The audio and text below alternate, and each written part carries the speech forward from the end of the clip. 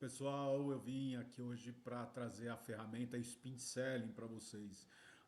Eu entendo que já foi falado bastante coisa, mas sinceramente eu procurei alguma informação prática com exemplo e etc. E acabei que eu não achei nada muito legal. Então eu resolvi eu mesmo trazer aqui a experiência e a explicação dessa ferramenta para que vocês possam utilizar. Eu recomendo fortemente que vocês tentem praticar o uso do spin selling. Por quê? Porque ele conduz você à venda efetiva com muito maior probabilidade de sucesso. Eu já tentei, já ensinei muitas equipes a fazer essa venda e ela realmente transforma a sua forma de vender. Então, aqueles que não usam estão perdendo tempo, pessoal. Então, vamos lá. Vou trazer aqui para vocês como é que a gente pode usar melhor, entender essa ferramenta, porque às vezes ela parece, nossa, que difícil, né? E não é. Então, vamos começar a mexer com ela e a gente vai ver que ela é mais fácil do que parece, tá bom? Mas antes, se inscreve no canal, ativa o sininho para você receber os conteúdos e ter acesso a tudo que a gente está trazendo para vocês, ok? Então, pessoal, o Spin Selling é uma ferramenta que foi criada por esse autor aqui, o Neil Hakan. Ele escreveu esse livro depois de uma pesquisa feita com vários profissionais de vendas e ele descobriu que os melhores vendedores têm um padrão de atuação, de atividade. Né? E qual é esse padrão? O uso de perguntas consequências lógicas. Ora, isso é meio óbvio, não é, pessoal? A gente vê nas monitorias com os clientes, na monitoria com vendedores, que muitas vezes essa investigação não é feita de forma estruturada. Você joga uma pergunta, a pessoa responde e você não utiliza essa resposta e você acaba fazendo perguntas fechadas, né? Além de perguntas abertas, porque o grande barato do spin selling é você fazer perguntas abertas para monitorar e entender o contexto da vida daquele cliente, do negócio dele, da atividade dele e até o contexto dele, o status dele naquele momento. Certo? Então vamos lá. Como é que funciona o fluxo do spin selling? O vendedor, então, usa perguntas de situação. Quais são essas perguntas de situação? Aquelas perguntas que você vai tentar entender qual é o status e o contexto desse cliente. Quando ele te responde, então você define um contexto para efetuar perguntas de problema. Então você vai entender e você vai verificar e analisar daquela situação que problema que ela pode trazer para ele que ele ainda não viu. Ok? Então vamos ver que isso é bem importante. Quando você traz uma pergunta de problema, você vai então criar uma necessidade implícita nesse cliente, porque ele pensando junto com você, caminhando junto com você nessa conversa, ele mesmo vai raciocinando a necessidade ou não daquilo que nós estamos propondo. Então ele vai trazer essa necessidade implícita para você e você então vai poder desenvolver perguntas de implicação. O que são perguntas de implicação? São aquelas perguntas em que eu mostro para o comprador o quão perigoso, quão arriscado é ele ter essa situação ou esse problema de vulnerabilidade. Ok? Então eu trago para ele, olha, a gente descobriu esse problema, você não tem plano B, e se você não tiver plano B, você vai correr o risco de ter outras perdas, certo?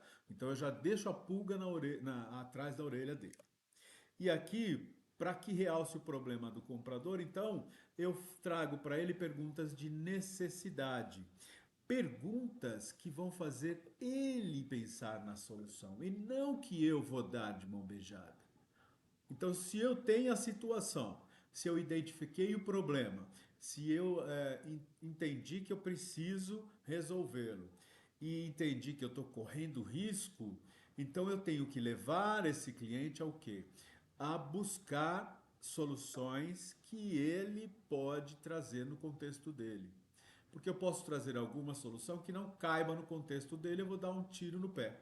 Ao contrário que se eu trouxer uma pergunta para ele raciocinar, ele tem o repertório para achar uma solução daquele problema, ok? E aí o que, que eu vou ser? Eu vou ser o parceiro de solução, porque ele vai descobrir ou vai raciocinar ou criar as necessidades explícitas dele. A partir daí, eu trago a solução. E isso é o meu benefício. Então, eu acabo sendo não um vendedor, mas um consultor de negócios, um especialista para ajudá-lo a descobrir tanto o problema quanto a solução. Quer ver? Perguntas de situação, então, só fazendo um resumo rápido.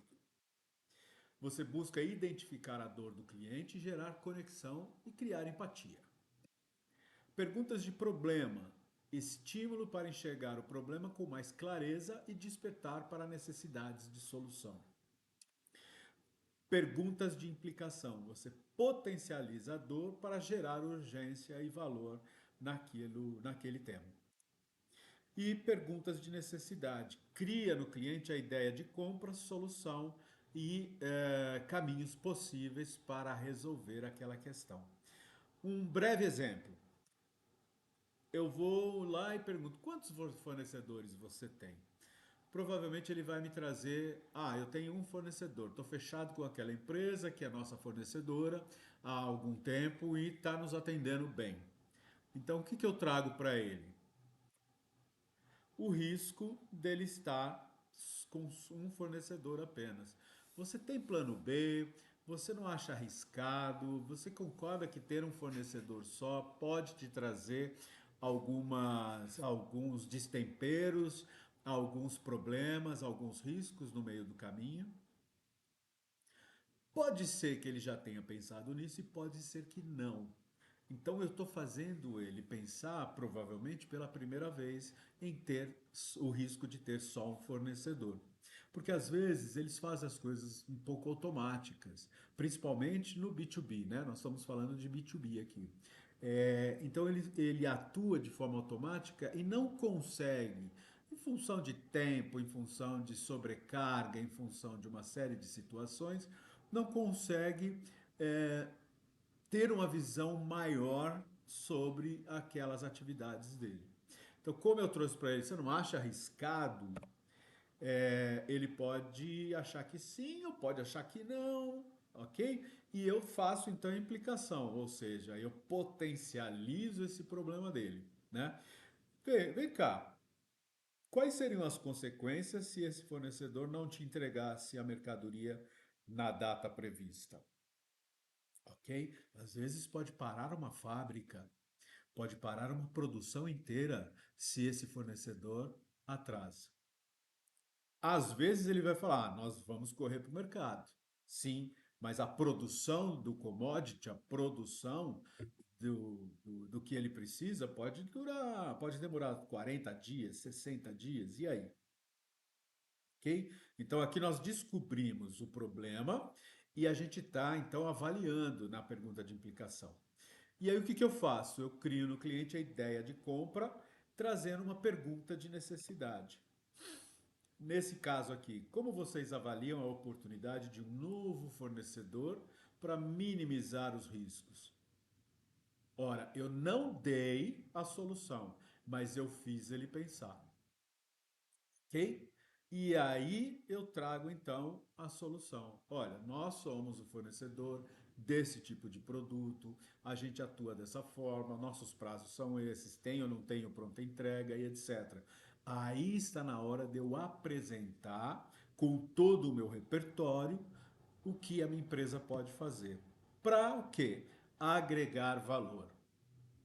Então, esse tipo de ferramenta, ela deve ser usada para clientes e compradores desengajados, clientes novos, né? Leads novos, inativos, empresas que de alguma forma não têm ou perdeu o contato com você. E aí você pode usar essa condução para que você crie engajamento, crie conexão e ainda sai de herói porque você está prestando uma consultoria. É muito melhor e muito mais efetivo do que ligar para ele e falar: olha, estamos com uma promoção aqui de 7, 10, 15% de desconto e eu gostaria de oferecer para você. Da onde você está vindo? Né? Que desconto é esse? Que produto é esse? Nem te conheço. Legal? Então, nessa forma, eu vou o quê? Fazer com que ele crie a ideia de compra e vou aumentar e muito a minha probabilidade de venda.